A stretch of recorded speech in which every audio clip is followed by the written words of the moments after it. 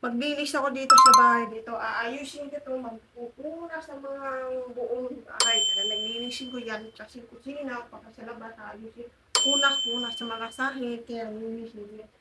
Yan. Pero, para maninitig lang. Kasi, wala akong gagawin. Kasi, pre, matambay ako sa bahay. Kaya, linisin ko naman. Bahay ito, gagawa ko para linisin kasi, siyempre, makalat yan. Mamaya gabi, may bisita na kay ate, kaya yung mga kaibigan niya. Kaya, linisin ko to, matik na yan. Okay?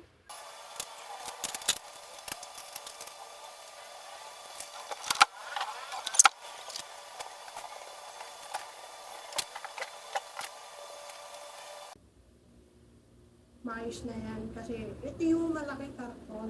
Yung malaki. Sa ilaw yan, malaki yung ilaw. Kasi hindi pwede isang ilagay ng karton. Baka masira. Kaya dito muna ilagay sa ilalim ng lamesa.